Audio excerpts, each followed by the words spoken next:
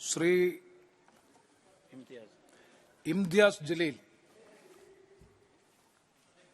शुक्रिया, आपने supplementary demands के ऊपर मुझे बोलने का मौका दिया है।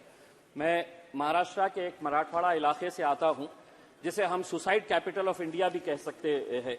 उसकी वजह यह है कि आप जब सरकार के अंदर आए थे तो आपने ये दावा किया था कि हम किसानों की आय दुगनी करेंगे, लेकिन दुगनी होने की बजाय उनकी आत्महत्या किस तरीके से दुगनी, तिगनी और चौगनी हो गई है, ये आंकड़ों के साथ मैं बताना चाहता हूं।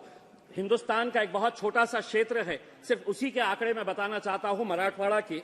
और इस मराठवाड़ा के क्षेत्र में जनवरी से लेकर नवंबर तक 1000 किसानो63 ने आत्महत्या की है, जिसके अंदर औरंगाबाद, जो मेरा चुनावी क्षेत्र आता है, 160 किसानों ने आत्महत्या की, नांदेड़ में 163 किसानों ने, बीड़ में 253 किसानों ने, उस्मानाबाद में 161 किसानों ने। ऐसे कुल मिलाकर सिर्फ एक छोटे से क्षेत्र की अगर हम बात करें तो 1000 किसानों ने आत्महत्या की है। मैं आपसे ये पूछना चाहता हूं कि अगर हम किसानों के बारे में इतनी बड़ी बड़ी बातें करते हैं तो आखिर ये किसान इतनी आत्महत्या कैसा कर रहे हैं, और सिर्फ एक छोटे से क्षेत्र के बारे में मैं बात कर रहा हूं। अध्यक्ष महोदय, आप ये नारा लगाते हैं कि सबका साथ सबका विकास। आप मेरा विकास कैसा कर रहे हैं, मैं आपको बताना चाहता हूं आंकड़ों के साथ। आप इस फाइनेंशियल ईयर में budgetary allocation for ministry of minority affairs को कितने परसेंट से घटाए हैं, तो 38.3% से आपने माइनॉरिटी का बजट घटाए है। 2023-24 का जो बजट एस्टिमेट था वो 5020 करोड़ रुपए था, उसको कम करके आपने 3097 करोड़ कर दिया। मुझे मालूम है कि आप हमें थोड़े थोड़े दिनों के बाद खुश करने के लिए नई नई स्कीम्स लेके आते हैं। आज 10 स्कीम्स आप कह रहे हैं कि माइनॉरिटीज के लिए हम चलाते हैं, लेकिन उनके लिए फंडिंग, उनके लिए बजट एलोकेशन कैसा घटाया जा रहा है हर साल। आप देखिए, प्री मैट्रिक स्कॉलरशिप 2023-24 में ये बजट पिछले साल 1425 करोड़ रुपए था, अब उसको घटाकर महज 433 करोड़ रुपए कर दिया गया है। और आप जानते हैं कि प्री मैट्रिक स्कॉलरशिप का मतलब यह है कि जो बच्चे स्कूल के अंदर आज सबसे ज्यादा ड्रॉप आउट किसका है, तो हमारे बच्चों का ड्रॉप आउट है आज स्कूल लेवल के ऊपर, और वो स्कॉलरशिप का भी अमाउंट आपने किस हद तक कम कर दिए है।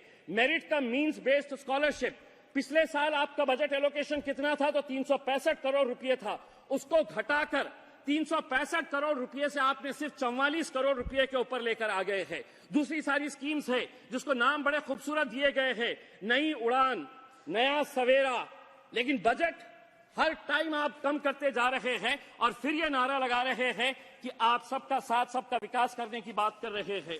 अध्यक्ष महोदय, महंगाई को लेकर पंतप्रधान जी से मैं आपके जरिए एक सवाल करना चाहता हूं। मैं जयपुर गया था, वहां पर बड़े बड़े होर्डिंग्स और पोस्टर्स लगे हुए थे जिसके ऊपर आदरणीय पंतप्रधान नरेंद्र मोदी साहब की तस्वीर थी, उसके बाजू गैस सिलेंडर था, उसके नीचे लिखा हुआ था मोदी की गारंटी 450 रुपये। हम सरकार में आ गए तो मध्य प्रदेश और राजस्थान के अंदर हम 450 रुपये के अंदर गैस सिलेंडर बेचेंगे। मैं आपके जरिए मंत्री साहब से पूछना चाहता हूं, आदरणीय कराड़ साहब से, आपके महाराष्ट्र के अंदर क्यों नहीं दे रहे हैं? हमें नहीं दे रहे हैं, कम से कम आप भारतीय जनता पार्टी के लोगों को 450 रुपये में दे दीजिएगा सिलेंडर।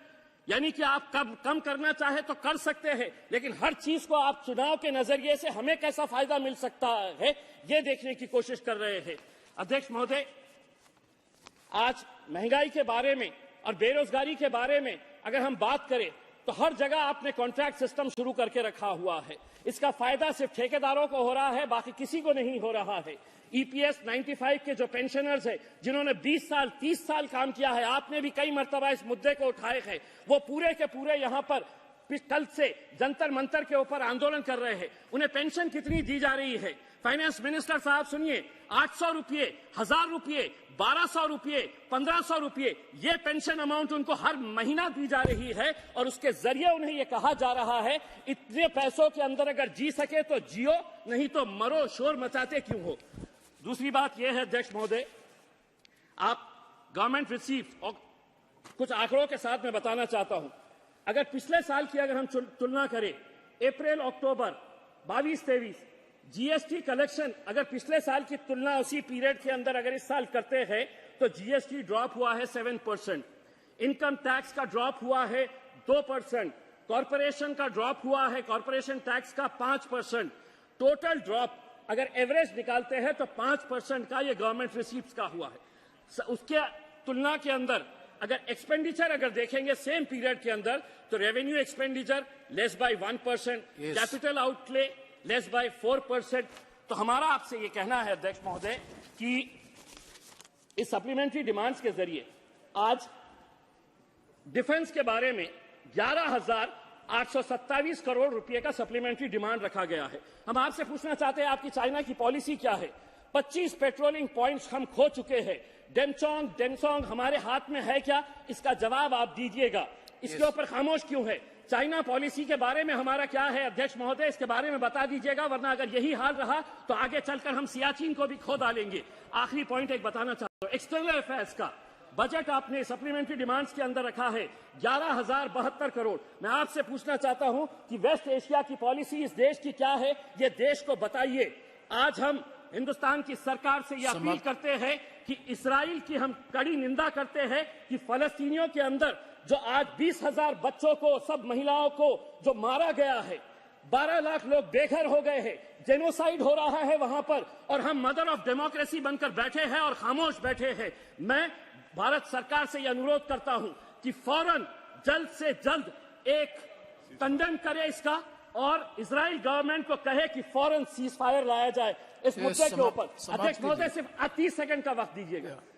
मैं आपसे ये फाइनेंस मिनिस्टर साहब भी औरंगाबाद से आते हैं, मैं आपसे ये अनुरोध करूंगा करार साहब कि औरंगाबाद से महज 30 किलोमीटर की दूरी के ऊपर नारायणपुर एक गांव है सर, वहां पे 3,335 ऐसे सिर्फ मेरे ही कॉन्स्टिट्यूएंसी, हमारी कॉन्स्टिट्यूएंसी के ऐसे स्कूल्स है कि जहां पर पक्की छत नहीं है, टीन के शेड के नीचे बच्चे पढ़ रहे हैं, और आप ये दावा कर रहे हैं कि एजुकेशन के ऊपर सबसे ज्यादा बजट एलोकेशन इस बार किया गया है। तो ये पैसा जा कहां रहा है, हम आपसे ये सवाल करना चाहते हैं। Thank you very much Shri P Rabindranath.